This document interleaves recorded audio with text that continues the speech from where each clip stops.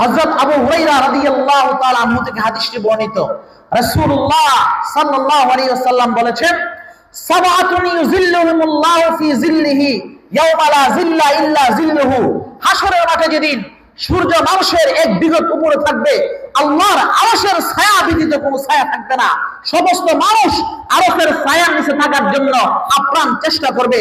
ওই সময় আল্লাহ পাক রব্বুল আলামিন 7 শ্রেণীর মানুষকে আল্লাহর আরশের ছায়ার নিচে জায়গা করে দিবেন। এর মধ্যে অন্যতম হচ্ছে ওয়ারাজুলুন দাতুহু ইমরাতুন যাতু হাসাবিন ওয়া জামালিন ফাকালা ইন্নী আখাফুল্লাহ। ওই যুবককে আল্লাহ পাক রব্বুল আলামিন হাশরের মাঠে আরশের ছায়ার নিচে জায়গা করে দিবেন। যেই যুবককে সুন্দরী রূপসী একটা মহিলা, সম্ভ্রান্ত পরিবারের একটা নারী তাকে প্রস্তাব দিল তার সঙ্গে খারাপ কাজ করার জন্য, যুবক সুযোগ টাকার পরও বলল, ইন্নী আখাফুল্লাহ, আমি আল্লাহকে ভয় করি। আল্লাহকে ভয় করে যুবক খারাপ কাজ করার সুযোগ থাকা সত্ত্বেও কাজ থেকে সে বিরত রয়েছে। আল্লাহ পুরস্কার দিছে কি? আরশের ছায়ার নিচে তাকে জায়গা করে দিয়েছে। তাহলে দুইটা মিসাল। 18 বছরের দোকানে 50,000 টাকার বান্ডিল চুরি করার সুযোগ টাকা সত্ত্বেও আল্লাহর ভয়ে চুরি করে নাই, পুরস্কারের যোগ্য। 22-21 বছরের যুবক 18 বছরের যুবতীকে সুযোগে খারাপ কাজ করার সুযোগ থাকার সত্ত্বেও আল্লাহর ভয়ে চুরি খারাপ কাজ করে নাই, পুরস্কারের যোগ্য। যেমনি ভাবে 6 মাসের শিশু টাকা চুরি করে নাই, সুযোগ টাকার সত্ত্বেও পুরস্কারের যোগ্য নয়। 5 বছরের শিশু খারাপ কাজ করে নাই, সুযোগ টাকা সত্ত্বেও, ঠিক তেমনি ভাবে ফেরেশতারা তারা গুনাহ করে নাই, কারণ গুনাহ করার যোগ্যতাই নাই। ফেরেশতাদের গুনাহ করার যোগ্যতা আছে, খাওয়া দাওয়ার প্রয়োজন পড়ে না, সেই জন্য চুরির প্রয়োজন পড়ে না। তাদের যৌবিক চাহিদা নাই, সেই জন্য খারাপ কাজই করে না এখন পর্যন্ত। তো ফেরেশতারা দীর্ঘ সময় পর্যন্ত পৃথিবীর দ্বিতীয় বাসিন্দা হিসাবে এই জমিনে আল্লাহর ইবাদত বন্দেগীকে তারা করে। তারা মনে মনে ভাবলো আমরাই সৃষ্টির শ্রেষ্ঠ জাতি। ফেরেশতাদের ভাবনাটা, ধারণাটা সঠিক ছিল না ভুল ছিল? বলেন কি ছিল? কারণ তোমরা তো চুরি করবে না, তোমরা তো খারাপ কাজ করবে না, তোমরা তো গুনাহ করবে না। কেন? চুরি করার যোগ্যতাই তোমাদের নাই, গুনাহ করার যোগ্যতাই তোমাদের নাই। যেহেতু চুরি করার যোগ্যতা তোমাদের নাই, গুনাহ করার যোগ্যতা তোমাদের নাই, তো তোমরা তো তাসবিহ তাহলিল পাঠ করবে। এদেরকে বুঝাইবো কিভাবে?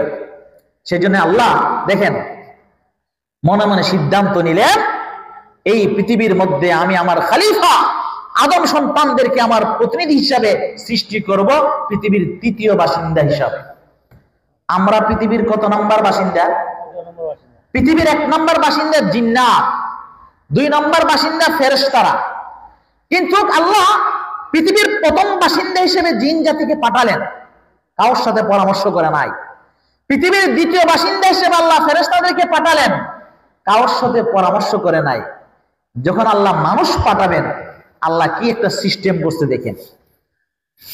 আল্লাহ তাআলা ফেরেশতাদের ধারণাকে শুধরিয়ে দেওয়ার জন্য, আদমকে সৃষ্টি করার জন্য একটা সিস্টেম করলেন।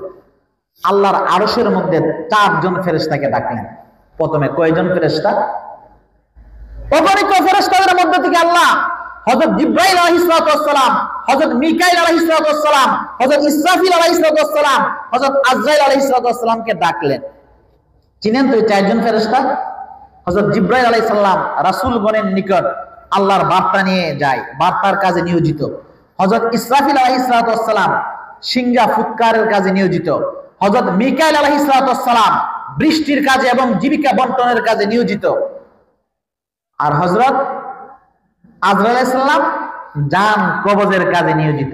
4 জন ফেরেশতাকে ডাকলেন। তো জি আল্লাহ, তো তোমরা আসমান এবং জমিনের নেতৃত্ব স্থানীয় সকল ফেরেশতাদেরকে ডাকো। আল্লাহ বলছে। ফেরেশতারা মনে মনে করলো যে কি ব্যাপার?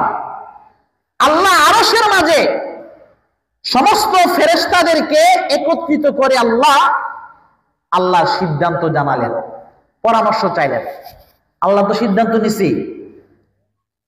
এই যে সূরা বাকারার 130 নম্বর আয়াতে আল্লাহ ফেরেশতাদের সাথে কি পরামর্শটা করলেন, এই পৃথিবীর তৃতীয় বাসিন্দা মানব জাতি সৃষ্টির শুরুলগ্নটা কি ছিল আল্লাহ তাআলা বলেন, وَإِذْ قَالَ رَبُّكَ لِلْمَلَائِكَةِ إِنِّي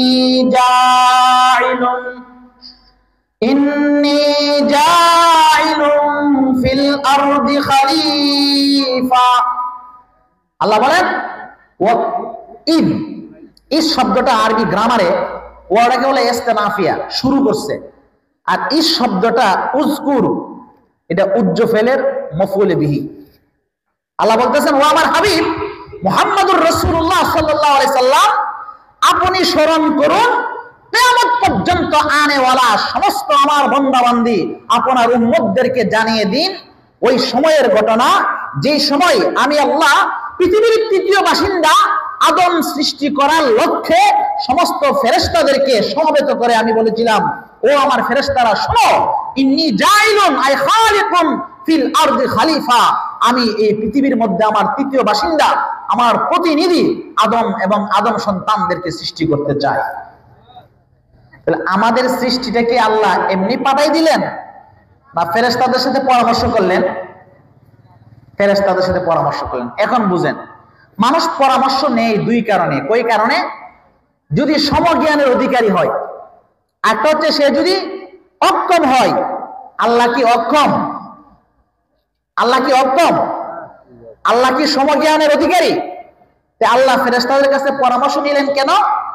আল্লাহ আদম সন্তান সৃষ্টির সুযোগ নেই, ফেরেশতাদের কাছে পরামর্শ করে শিক্ষা দিলেন, ও আদম সন্তান শোনো, এই পৃথিবীর মধ্যে তোমরা যদি গুরুত্বপূর্ণ কোনো কাজ করো, পরস্পরে পরস্পরে পরামর্শ করে কাজ করবে। পরস্পরে পরস্পরে পরামর্শ করে কাজ করলে একটা ভুল হলেও এটা লজ্জিত হতে হয় না। আর মসজিদের সভাপতি সেক্রেটারি সাহেব যদি পরামর্শ না করে কাজ করে ফেলে, ফলে ভুল করে সমাজের কাছে জবাব দিতে করতে হয় কিনা? এজন্য নিজের পারিবারিক কাজ আপনি আপনার স্ত্রীর সঙ্গে পরামর্শ করবেন, সন্তান সন্ততির সঙ্গে পরামর্শ করবেন, আপনার গোষ্ঠীগত কাজ বংশীয় লোকদের সঙ্গে পরামর্শ করবেন, সামাজিক কাজ সমাজের সঙ্গে পরামর্শ করবেন, রাষ্ট্রীয় কাজ রাষ্ট্রের গুরুত্বপূর্ণ পার্সনের সঙ্গে পরামর্শ করবেন। ও বনি আদম শোনো, পৃথিবীর সৃষ্টির লগ্ন থেকে আল্লাহ পাক রব্বুল আলামিন ফেরেশতাদের সাথে পরামর্শ করার কোনো প্রয়োজনীয়তা পড়ে না। ফেরেশতাদের সাথে পরামর্শ করে আল্লাহ শিক্ষা দিয়েছেন, বনি আদম, আমার আদম সন্তান সন্ততি যদি পরামর্শ নিয়ে কোনো কাজ করে, এই কাজের মধ্যে পরবর্তী সময়ে লজ্জার সম্মুখীন হতে হয় না। কথা বুঝে আসছে? আচ্ছা, আল্লাহ ফেরেশতাদের সাথে পরামর্শ করলেন আমাদের বিষয়ে। ফেরেশতারা কি উত্তর দিচ্ছে শুনবেন না? শুনবেন নি ফেরেশতারা কি বলে? قالوا أتجعل فيها من يفسد فيها ويسفك الدماء। একটা নেগেটিভ পরামর্শ দিলেন, একটা পজিটিভ পরামর্শ দিলেন। ফেরেশতারা বলে, আল্লাহ আপনি কি এমন একটা জাতি, এমন একটা সম্প্রদায় পৃথিবীর মধ্যে তৃতীয় বাসিন্দা হিসাবে সৃজন করবেন যারা পৃথিবীর মধ্যে দুইটা কাজ করবে? ইফসিদু ফিহা, পৃথিবীর মধ্যে বিশৃঙ্খলা করবে, এক। ওয়াসফিকুদ দিমা, তারা পরস্পরে মারামারি কাটাকাটি করবে। ফেরেশতারা কি পরামর্শ দিল? ডাইরেক্ট সৃজন করেনও বলে নাই, ডাইরেক্ট নাও বলে নাই, টেকনিক একটা উত্তর দিছে।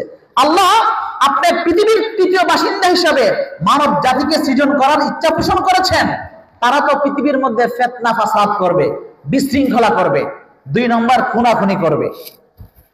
এখন একটা প্রশ্ন হয়, মনে হয় ফেরেশতারা গায়েব জানে। ফেরেশতারা কি গায়েব জানে? তাহলে ফেরেশতারা কিভাবে বললো? এর দুইটা উত্তর। প্রথম উত্তর হচ্ছে, গায়েব একমাত্র জানে কে? ইন্নাল্লাহা ইনদাহু ইলমুস সাআ ওয়া ইউনাজ্জিলুল গায়সা ওয়া ইয়ালামু মা ফিল আরহাম। গায়েবের চাবিকাঠি পাঁচটা। কিয়ামত কখন সংঘটিত হবে পৃথিবীর কেউ জানে না, জানে কে? আল্লাহ। আগামীকাল বৃষ্টি হবে কি হবে না কেউ জানে না, জানে কে? আল্লাহ। মানুষ আগামীকাল কি পরিমাণ রিজিক সংগ্রহ করবে জানে একমাত্র আল্লাহ। মানুষ কোন জায়গায় কখন কিভাবে মৃত্যুবরণ করবে জানে একমাত্র আল্লাহ। মাতৃগর্ভে ছেলে সন্তান রয়েছে বা পুত্র সন্তান রয়েছে জানে কে? আল্লাহ। লা নাবিয়্যুন ওয়ালা মালাকুন ওয়ালা গায়ব, নবীরাও জানে না, ফেরেশতাও জানে না, কেউ জানে না। তা গায়েব তো একমাত্র জানে কে? আল্লাহ। ফেরেশতা কিভাবে বললো যে মানুষ সৃষ্টি করলে বিশৃঙ্খলা করবে, খুনাখুনি করবে? আচ্ছা, আমাদের সমাজে কি মারামারি হয় না? এই যুবকরা, আমাদের সমাজে মারামারি হয় কিনা? মুরব্বীরা আছে, হয় কিনা? আসলে হয়তো মারামারি হয়। ব্রাহ্মণবাড়িয়াতে আমরা ঢাকা শহর যদি বলি মুফতি সাহেব আপনার এলাকা কোনটা, আমি কে ব্রাহ্মণবাড়িয়া। আল্লাহু আকবার, কোয়েন না, মারামারি দেশ। আমি কই না সরাইল, ও সরাইল আবার বেশি মারামারি দেশ। আমি কেন, আমরা সমাজের কোনো মারামারি নাই। কোন আপনি ব্রাহ্মণের মানুষ, ভয় লাগে, খুনাখুনি হয় না?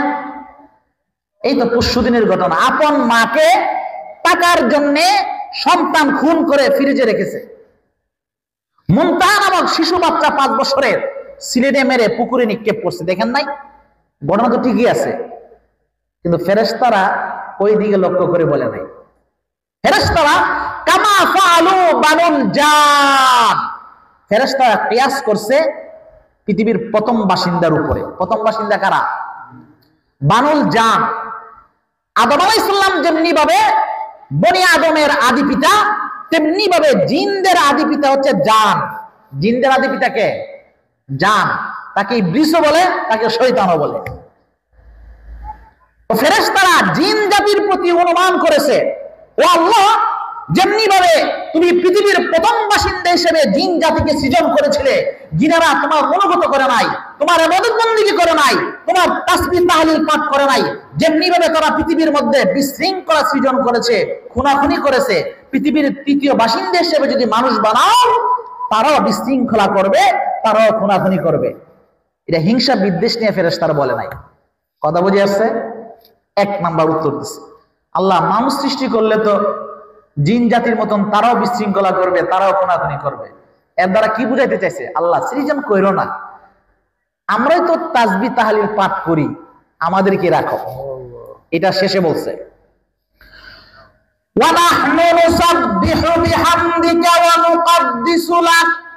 আল্লাহ, পৃথিবীর তৃতীয় বাসিন্দা হিসাবে তুমি মানব জাতিকে সৃজন করবে তোমার প্রশংসার তাসবিহ পাঠ করার জন্য, তোমার অনুগতের জন্য, তোমার আনুগত্য করার জন্য, তোমার জিকির করার জন্য।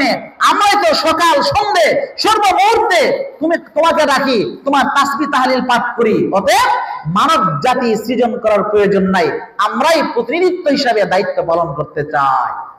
কে বলছে? আল্লাহ তো সিদ্ধান্ত নিয়ে নিছে।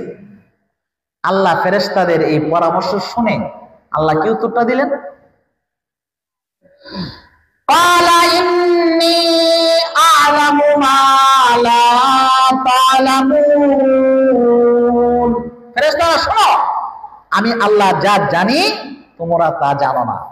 আমি এমন একটা জাতি সৃজন করব যে জাতির মধ্যে পুরুষত্বের গুণ থাকবে, শাহওয়াতের গুণ থাকবে, গাজাবিয়ার গুণ থাকবে, আকলও থাকবে, ভালো কাজ করার যোগ্যতা থাকবে, খারাপ কাজ করার যোগ্যতা থাকবে। ও ফেরেশতারা, তোমরা তো খারাপ কাজ করার যোগ্যতা তোমাদেরকে আমি দেই নাই, সেই জন্য সকাল সন্ধ্যে সর্ব মুহূর্তে আমি আল্লাহ তাসবিহ পাঠ করো। আমি এমন একটা জাতি, এমন একটা সম্প্রদায় সৃজন করব যারা গুনাহ করার যোগ্যতা থাকবে, ভালো কাজ করার যোগ্যতা থাকবে।